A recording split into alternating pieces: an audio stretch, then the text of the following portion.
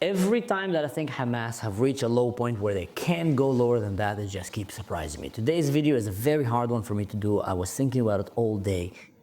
But the fact that they have just paraded bodies of innocent babies and their mother, which they kidnapped and murdered, paraded in the street, they played music, Al Jazeera played it like it's some kind of a victory. They were written on the sign the day of her arrest. She was not arrested. Kfir, that baby who's less than 1 year old, he was 9 months when he got kidnapped by these murderous monsters. He was not arrested. So now they're parading their bodies. Children are coming from Gaza, parents coming with their children to celebrate as they're parading the bodies of innocent Jewish babies and their young Jewish mother. And the whole city is just rejoicing. You know, every time that I start thinking that maybe there is hope, that there's innocent people left in Gaza, then comes something like this. And it just makes me ask, like, is there a future for such barbaric, Nazi-like modern Muslims mentality? Is there a future for that? I don't know. You know, I'm making this video out of pain. I gotta be honest. All of us, we've been waiting and hoping. You know, for once, I was actually hoping that Hamas is doing some psychological manipulation, like they always do. For once, I was thinking, I really hope that this is one of these tricks. That they're just playing with us, that these innocent babies and their mother are still alive and they're gonna come and reunite with her father.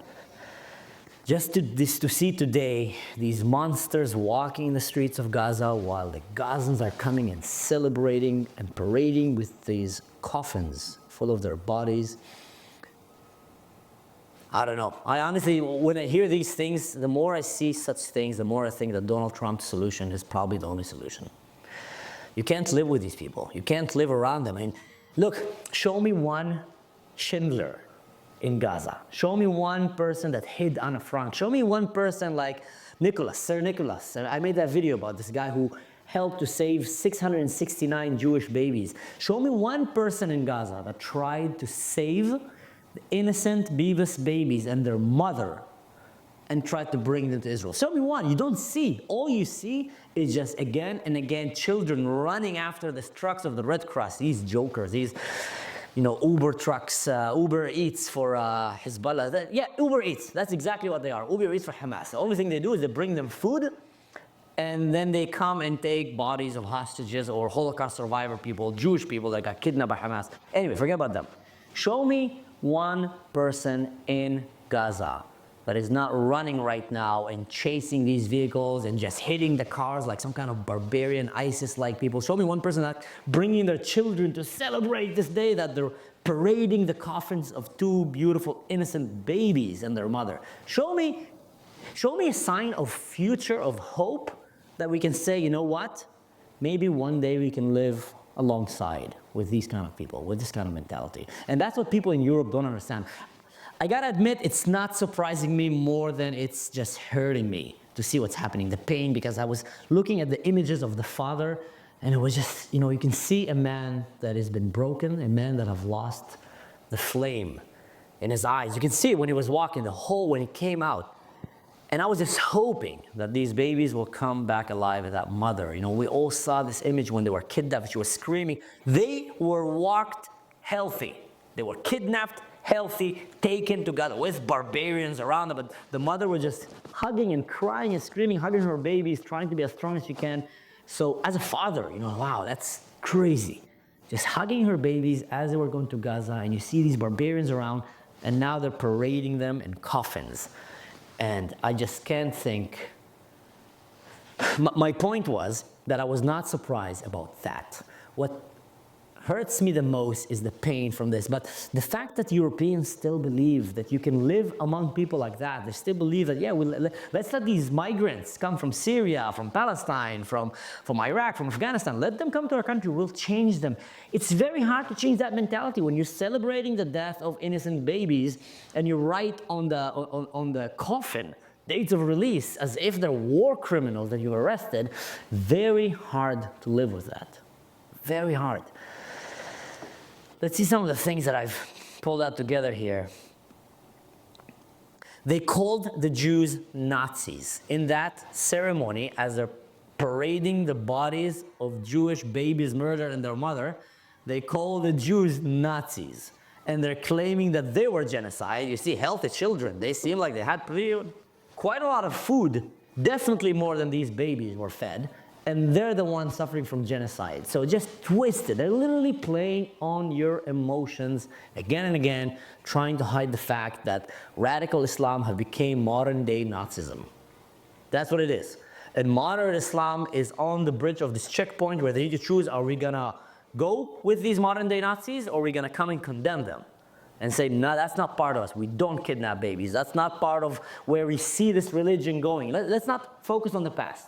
What they did in the past, the prophets and all of his warlords, we want to take that religion. Every religion have its dark moments where there is some crazy stuff. But it's, where is it going? Where is it taking? You can definitely see Judaism and Christianity taking the world to a better place. They're adapting to new realities, and they're bringing more the light and the beauty and the tolerance and the forgiveness, and taking the best of these religions and said, well, let's move forward, advanced with our humanity. We're gonna leave place for new ideas, new religions, LGBTQ, I don't know what. We're gonna move. People wanna be creative. People wanna be atheists. It's okay. We're gonna move forward and take the world to a better place. And Islam is just going back. Going back, it's insane. The innocent civilians who supposedly just survived a genocide and a famine were healthy, plump, and cheering. They took pictures. Red Cross didn't feel the need to criticize that. As if they were wedding photographers. That's crazy. Literally, if you look at how these ceremonies are being assembled, I just came back from 2 Jewish weddings. 2 Jewish weddings, yesterday and a few days. No, yeah, yesterday and the day before, 2 Jewish weddings. I'm actually staying at the house of one of my Jewish friends who just got married. And the same production style of bringing these Jewish weddings where they celebrated life is the same production style that you see Hamas doing. You know, bringing photographers, putting the sheets, putting the banners all around, but everything there is actually worshiping death. And over there, they celebrated the bride and her husband, where they brought life and they want to build a family. And here they're all celebrating a mother and her children, babies that got murdered. So as if everything they take, they distort it, and whatever we in the West see and take to the beautiful place, they take it to a very dark, barbaric, evil place. And the pinnacle of that is parading the streets of Gaza with your children, bringing everybody to celebrate as they watch the same murderers who murdered an innocent Jewish woman and her babies, and who kidnapped an innocent Jewish woman and her babies, murdered them, and now parading them in coffins. You want to see a twist of very, very dark. I don't know if it's just literally pure stupidity or just pure evil. The coffins that they brought Israel are actually locked, and the keys don't work. So they gave Israel coffins that are not working. And I can tell you, as someone that came from the world of counterterrorism, of military, I can assure you that Israel right now need to be very, very careful that they didn't plant explosives. It's hard. What I'm about to say is very hard, but they didn't plant explosives in the bodies, in these coffins. You know, saying we're going to add another flavor to this. We kidnapped their kids, their wives, and their children. We killed them, and now we're going to have them booby-trapped. I don't know. But it just shows you the level of demonic darkness that Israel is dealing with, and Europe is now starting to deal with, because Israel has it on its borders. We're keeping out. We're kicking it out and keeping it out. Europe is just, come on, Habibi, come to Germany, bring all these people. So you guys have it in your cities, and we're literally walking in your streets. I know it. I live in Germany. I've seen some of these people walking your streets. Oof. Anyway, it's a sad day for all of us, and I think for many Jews around the world, not only the sadness of seeing these babies that we so wanted them to come back alive, but also seeing how the world remains silent. Why is the world not raging enough about that? You know, all these CNN, ABC, NBC, all these anti-Semite, woke, you know, jihadist supporters, mainstream medias around the world. Where are you now? Where is the voice of feminism around the world? Why aren't you crying for this very powerful, beautiful Jewish woman that got kidnapped and murdered with her babies? So I think many Jewish friends, including, you know, not only Jews, Christians, atheists, doesn't matter what, Arabs, Muslims, the peaceful one around the world, are sitting right now and just feeling very much alone.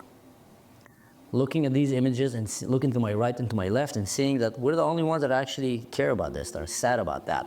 while the rest, they're just ignoring it. But what? They go full fuming their mouths and demonstrating in the streets whenever something stupid happens that goes against the Jews, against America, against the West. But when it's not, it's okay. All these values that we hold into. So anyway, yeah, again, it's just loss of words here. So I feel like, I feel as a father, looking at what happened here and seeing how innocent babies, little kid and his baby brother and their mother got kidnapped, murdered, and now they're being walked in the street and paraded, and there's still people in the world that call these monsters, Hamas and the Gazans, as freedom fighters and oppressed. Oppressed people and freedom fighters don't behave like that. And I feel like humanity is on the verge of just bankruptcy. If that's something that we're willing to live with, something that we're willing to accept and to tolerate in our societies, in our universities, in our neighborhoods, in our schools, then, it's time to wrap it up. I don't see a future for this kind of humanity. And I'm hoping that things are shifting. I'm hoping that Europe will wake up. It looks like America is waking up. And Israel is going to have to do their own calculations about what kind of a future you can have with these kind of monsters. I don't think so. I don't think you can have a future with them. Anyway, a lot of things I said here are just coming purely out of the shock of what I saw. I thought of not going to even make a video about it because it was just bothering me so much, and I said, but I feel like I have to. So we're still holding hope for the rest of the hostages, and we hope we can bring all of them back alive, because life comes first. And that's something that Israel has been showing again. Look at the demonstrations in Israel. It's always about life. It's always about bring them back alive. It's always about bring peace. It's always about the future, the music, everything. The flags, the colors, everything. Life comes first. And you have a society and a culture that cherish life, and a society and a culture that cherish death in every aspect of it. The music, the celebration, the family cells, the education, the heroes role, everything. Everything in Palestine, in Gaza, from what we're seeing lately, is all about glorifying death. And don't let anyone try to lie to you or bluff you, even if it's like a modern day student that is a Muslim that have like curly hair and she sits there and they're selling you lies. They're just trying to feminize the jihad and trying to make it look cute so it can come and be more tolerant in your society, so your societies can collapse like anywhere else where they adopt Muslim Brotherhood ideology. That's how it looks like. So until the next video, guys, stay safe, don't do anything stupid, and in general, just don't do anything like these monsters do. Just don't be like them, really. Just don't be like radical jihad. That's just pure advice, make your life better. Not only don't be like them, stand against that, hate that. That's terrible. Terrible.